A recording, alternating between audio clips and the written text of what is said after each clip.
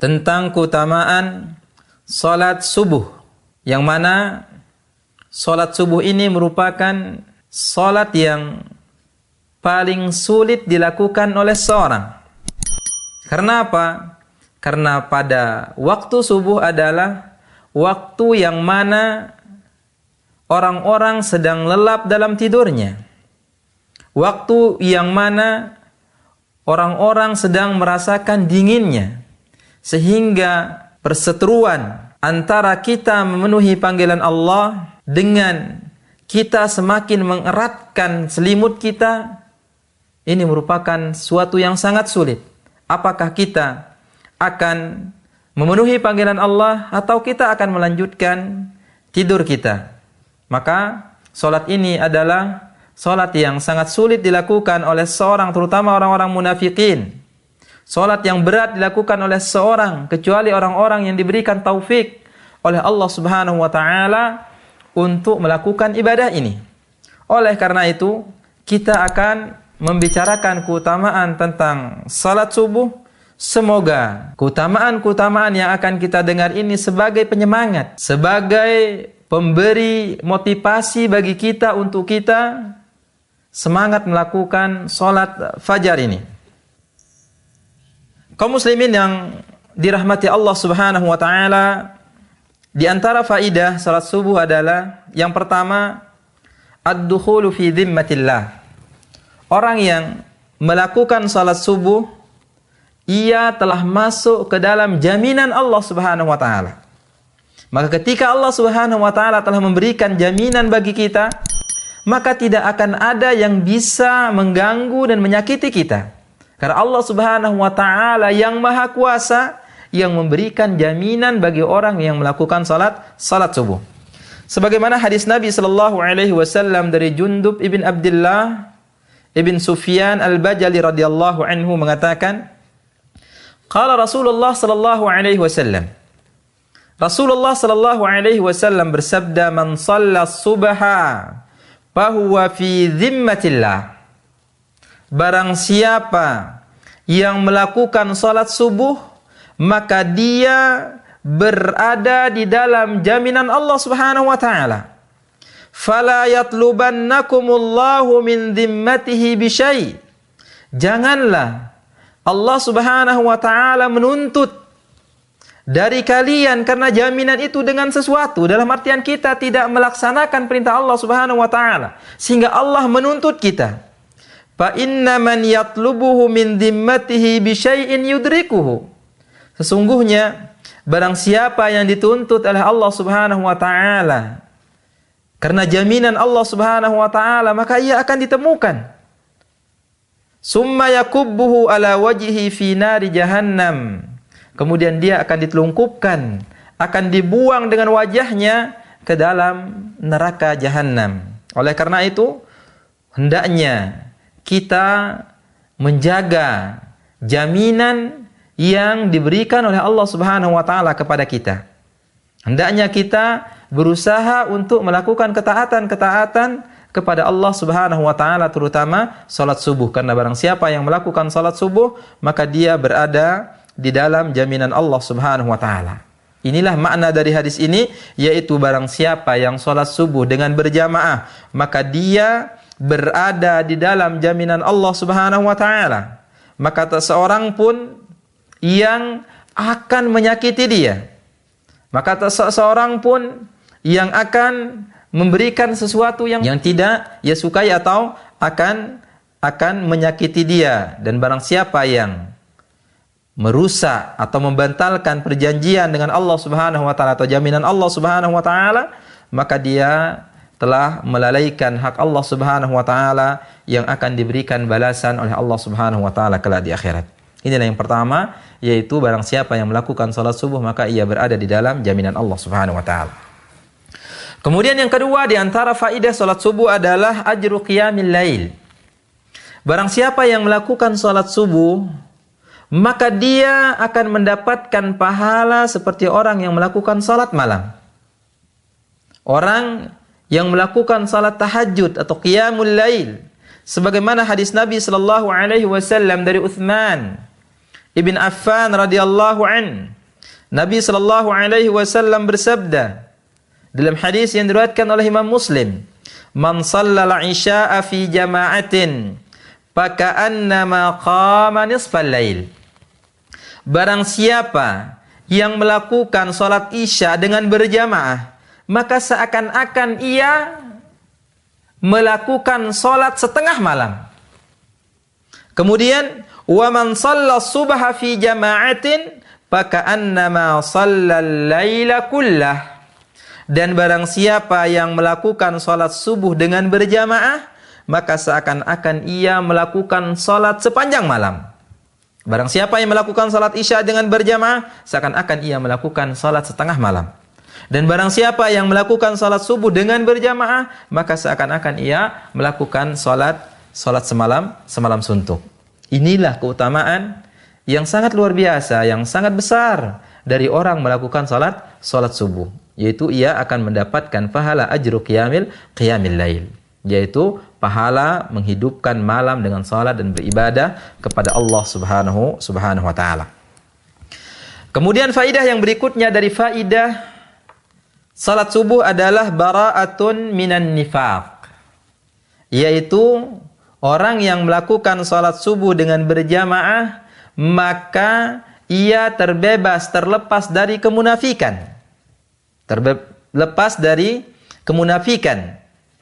Sebagaimana hadis Abu Hurairah radhiyallahu anhu yang diriwayatkan oleh Imam Al-Bukhari, Muslim dan Ahmad dari sahabat Abu Hurairah radhiyallahu anhu dari Nabi sallallahu alaihi wasallam. Apa sabda beliau? "Laisa salatun athqala 'alal munafiqina minal fajri wal 'isya." Tidak ada salat yang paling berat bagi orang-orang munafikin dari salat subuh dan salat Isya. Jadi dua salat ini adalah salat yang paling berat bagi orang munafikin. Karena salat ini dilakukan masih dalam keadaan gelap. Sehingga orang-orang munafikin yang memiliki kebiasaan kalau mereka beribadah supaya dilihat oleh orang, supaya ia ingin menampakkan riya kepada manusia dengan ibadahnya, jadi salat ini menjadi berat bagi mereka karena mereka tidak terlihat di dalam ibadah mereka. Mereka lupa kalau Allah Subhanahu wa taala Maha melihat. Maka tidak ada salat yang paling berat bagi orang-orang munafikin selain dari salat fajar dan salat Isya. Walau ya'lamuna ma fihima la atauhuma walau habwa. Seandainya orang-orang munafikin itu mengetahui bagaimana pahala yang terdapat di dalam salat fajar dan salat subuh, maka ia akan mendatangi kedua salat ini walaupun dengan merangkak. Ini orang yang melakukan salat subuh, mudah-mudahan orang tersebut bersih dari atau terbebas dari kemunafikan. Oleh karena itu kaum muslimin yang dirahmati Allah Subhanahu wa taala, mari kita berusaha dengan sekuat tenaga kita untuk kita melakukan salat ini, yaitu salat subuh dan salat yang lain. Kemudian faidah yang berikutnya, faidah yang keempat dari faidah salat subuh adalah an-nurut tamu yaumal qiyamah, yaitu cahaya yang sempurna nanti pada hari kiamat. Allah Subhanahu wa taala akan memberikan ia cahaya yang akan menerangi dia. Allah Subhanahu wa taala akan memberikan pahala bagi dirinya. Sebagaimana hadis Buraidah Al-Aslami radhiyallahu anhu dari Nabi sallallahu alaihi wasallam. Hadis yang diriwayatkan oleh Imam Abu Dawud dan Tirmidzi. Apa sabda Rasulullah sallallahu alaihi wasallam? "Basyiril musya'ina fil dhulami ilal masajidi bin nurit tam yaumal qiyamah." Apa sabda Rasulullah sallallahu alaihi wasallam? Berikan kabar gembira bagi orang-orang yang berjalan di dalam kegelapan. Menuju mana? Menuju masjid. Itu salat apa yang orang berjalan di dalam kegelapan menuju masjid? Yaitu salat subuh dan salat Isya. Maka beritahukan dia, berikan ia kabar gembira bagi orang-orang yang jalan di dalam kegelapan menuju masjid dengan apa? Bin nurit tam yaumal qiyamah, dengan cahaya yang sempurna pada hari kiamat. Cahaya, kita butuh cahaya Allah Subhanahu wa taala. Kita butuh penerang. Yang mana orang-orang pada hari kiamat ada yang zulumatun fauqa zulumat, dia akan gelap. Ada yang akan dibangkitkan dalam keadaan buta dan lain sebagainya dari huru-hara yang terjadi nanti di akhir di hari kiamat. Yaitu fitnah menuju fitnah yang lain, dari dibangkitkan menuju mahsyar, terus akan berjalan dan lain sebagainya. Maka orang-orang yang salat di dalam kegelapan, berjalan di dalam kegelapan menuju masjid-masjid Allah Subhanahu wa taala, Allah Subhanahu wa taala akan memberikan ia cahaya yang sempurna nanti pada hari kiamat. Kemudian yang berikutnya dari faidah salat subuh adalah syuhudul malaikati lahu wa thana'uhum alaihi indallah, yaitu para malaikat menyaksikan mereka atau menyaksikan orang yang melakukan salat subuh, dan para malaikat akan menyanjung ia nanti di hadapan Allah Subhanahu wa taala. Sebagaimana hadis Nabi sallallahu alaihi wasallam yang diriwayatkan oleh Imam Al-Bukhari dan Muslim dari sahabat Abu Hurairah radhiyallahu an. Rasulullah sallallahu alaihi wasallam bersabda, "Yata'aqabuna fikum malaikatun bil-laili wa malaikatun bin-nahar." Jadi para malaikat akan saling bergantian. Malaikat nanti akan melihat kita, dalam artian akan mencari kita. Malaikat yang malam dan malaikat yang siang. Yang menjaga pada waktu malam, misalnya dia turun, yang pada waktu siang dia naik. Dia bergantian. Para malaikat memiliki tugas masing-masing dari Allah Subhanahu wa taala. Kemudian apa? Wa yajtami'una fi salatil fajri wa salatil 'asr. Dan mereka akan berkumpul, akan bertemu nanti pada waktu salat subuh dan salatul 'asr. Yang mana summa ya'rujul ladina batu fikum. Kemudian akan naik yang menjaga pada waktu malam. Jadi kalau sudah pada waktu malam, dia akan naik pada waktu pagi. Kemudian fayas'aluhum rabbuhum. Kemudian yang naik pada waktu pagi, maka Allah Subhanahu wa taala akan bertanya kepada para malaikat ini, wa huwa a'lamu bihim, yang Allah Subhanahu wa taala lebih maha mengetahui tentang kita dari para malaikat. Namun Allah Subhanahu wa taala bertanya kepada malaikat, kaifa taraktum ibadi? Bagaimana engkau meninggalkan hambaku? Apa kata para malaikat? Menjawab, taraknahum wa hum yusallun wa atainahum wa hum yusallun. Kami tinggalkan mereka sedangkan mereka dalam keadaan salat, dan kami temukan mereka dan mereka dalam keadaan salat. Jadi pada waktu subuh, malaikat yang menjaga pada waktu malam dia akan naik pada waktu subuh. Yaitu ketika kita sedang salat, dan malaikat yang akan menjaga pada waktu siang dia juga akan turun pada waktu subuh. Jadi kita ditinggalkan yang melakukan salat subuh dalam keadaan salat, dan kita juga ditemukan dalam keadaan salat. Begitu juga pada waktu asar. Nanti waktu asar, malaikat yang menjaga pada waktu siang akan naik dia, yaitu pada waktu kita salat. Dan yang akan menjaga pada waktu malam dia juga turun, dan mereka menemukan kita pada waktu salat. Berarti para malaikat akan memuji orang-orang yang melakukan salat subuh ini. Kaum muslimin yang dirahmati Allah Subhanahu wa taala, kemudian faidah yang berikutnya dari faidah salat subuh adalah ajru umratin wa hajjatin idza dzakara Allah taala hatta tatlu asy-syams. Yaitu dia akan mendapatkan pahala haji dan umrah apabila selesai salat subuh dia berzikir kepada Allah Subhanahu wa taala sampai terbit matahari. Sampai terbit matahari. Dari hadis Anas bin Malik radhiyallahu anhu, Nabi sallallahu alaihi wasallam bersabda, "Man shallal ghadata fi jama'atin summa qa'ada yadhkurullaha hatta tatlu'a syams. Barang siapa yang duduk berzikir kepada Allah Subhanahu wa taala, barang siapa yang salat subuh dengan berjamaah, kemudian dia duduk dan berzikir kepada Allah Subhanahu wa taala sampai terbit matahari. Summa shalla raka'atain, kemudian dia salat 2 rakaat, kanat lahu ka ajri hajjatin wa umratin tammah. Yaitu barang siapa yang salat subuh kemudian ia duduk berzikir kepada Allah Subhanahu wa taala sampai terbit matahari, kemudian ia salat 2 rakaat, maka ia akan mendapatkan pahala haji dan umrah yang sempurna kata Nabi sallallahu alaihi wasallam. Hadis ini diriwayatkan oleh Al-Imam At-Tirmidzi. Sehingga Syekhul Islam Ibnu Taimiyah rahimahullahu taala mengatakan ini adalah makananku. Dengan ini aku makan, kata Syekhul Islam. Inilah sarapanku. Apabila aku tidak melakukan hal ini, kata beliau, zahabat quwai, maka kekuatanku akan hilang.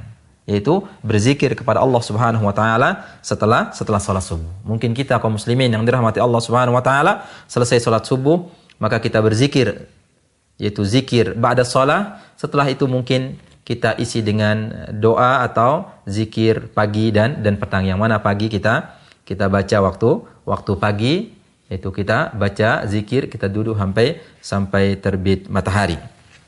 Kemudian yang berikutnya adalah di antara keutamaan kita melakukan salat subuh adalah fadlu igtinami sunnatil fajr, yaitu kita dapat melakukan salat sunnah fajar yang sudah kita sebutkan pada pembahasan yang lalu tentang adab dan tata cara melakukan salat sunat fajar, yang mana di antara keutamaannya adalah lebih baik dari dunia dan seisinya, sebagaimana hadis Aisyah radhiyallahu anha yang diriwayatkan oleh Imam Muslim, rakaatul fajri khairun minad dunya wa ma fiha, yaitu 2 rakaat fajar lebih baik dari dunia dan seisinya.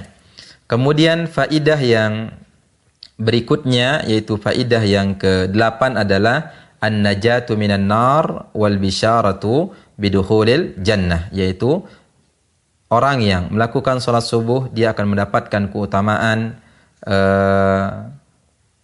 terbebas dari api neraka, selamat dari api neraka, dan ia akan mendapatkan kabar gembira dengan surga Allah Subhanahu wa taala, sebagaimana hadis Nabi sallallahu alaihi wasallam yang diriwayatkan oleh Imam Muslim dari Ummarah bin Ruwaibah radhiyallahu anhu yang mendengar Rasulullah sallallahu alaihi wasallam bersabda, "Lan yalijan nara ahadun shalla qabla tulu'i syamsi wa qabla ghurubiha," yaitu tidak akan disentuh oleh api neraka seseorang yang salat sebelum terbit matahari dan sebelum terbenam matahari, yaitu sebelum terbit matahari adalah salat fajar dan sebelum terbenam matahari adalah salat asyar.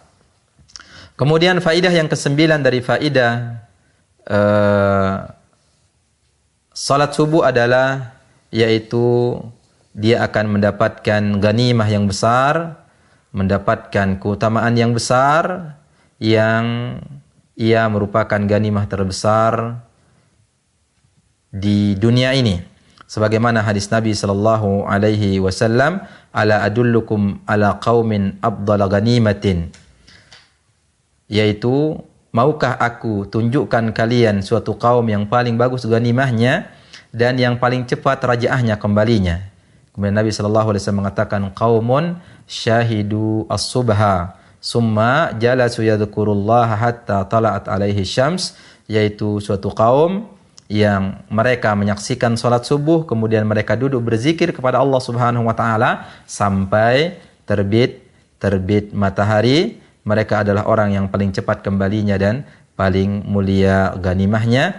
Hadis ini diriwayatkan oleh Imam At-Tirmidzi dan dilemahkan. Hadisnya didhaifkan oleh Imam At-Tirmidzi. Kemudian yang ke-10 yang terakhir adalah dari keutamaan salat subuh adalah al-fauzu bi ru'yatillahi ta'ala yaumal qiyamah wa huwa a'dhamul fawaid, yaitu kita akan mendapatkan kemenangan dengan melihat wajah Allah Subhanahu wa taala nanti pada hari kiamat. Yang mana hal ini adalah faidah yang paling utama. Melihat wajah Allah Subhanahu wa taala adalah nikmat yang terbesar yang hamba dapatkan. Itu melihat wajah Allah Subhanahu wa taala, sebagaimana hadis Nabi sallallahu alaihi wasallam yang diriwayatkan oleh Imam Al-Bukhari dan Muslim dari Jarir ibn Abdullah Al-Bajali radhiyallahu anhu mengatakan, "Kunna julusan inda Rasulillah sallallahu alaihi wasallam." Suatu hari kami duduk di sisi Rasul sallallahu alaihi wasallam. Idh nadhara ilal qamari lailatal badr.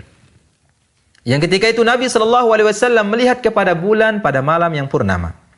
Faqala, kemudian Nabi sallallahu alaihi wasallam mengatakan, "Ama innakum satarawna rabbakum kama tarawna hadzal qamar." Ketahuilah sungguhnya kalian akan melihat kepada Rabb kalian. Kalian akan melihat kepada Allah Subhanahu wa taala sebagaimana kalian melihat bulan ini. Kata Nabi sallallahu alaihi wasallam, "La tudammuna fi ru'yatihi." Kalian tidak akan berjejal-jejal dalam melihatnya. Kalian langsung tanpa harus menyampingkan satu orang atau tidak kelihatan lain sebagainya. Kalian akan langsung bisa melihat Allah Subhanahu wa taala. Itu apa kata Nabi sallallahu alaihi wasallam untuk mendapatkan keutamaan ini? Fa in istata'tum alla tughlibu ala salatin qabla tulu'i syamsi wa qabla ghurubiha faf'alu. Dan jika kalian mau atau kalian mampu atau kalian bisa untuk kalian tidak terkalahkan melakukan salat sebelum terbit matahari dan sebelum terbenam matahari, maka lakukanlah. Dalam artian, kalau bisa kalian melakukan salat subuh dan bisa melakukan salat asar, maka lakukan. Yang keutamaannya adalah kalian akan melihat wajah Allah Subhanahu wa taala. Inilah diantara faidah salat subuh, ada 10 yang kita sebutkan dan banyak faidah-faidah yang lain dari salat fajar. Semoga Allah Subhanahu wa taala memberikan kita taufik untuk bisa melakukan salat ini, memberikan kita kekuatan untuk kita bisa memperbanyak ibadah kepada Allah Subhanahu wa taala, dan kita bisa mendapatkan keutamaan-keutamaan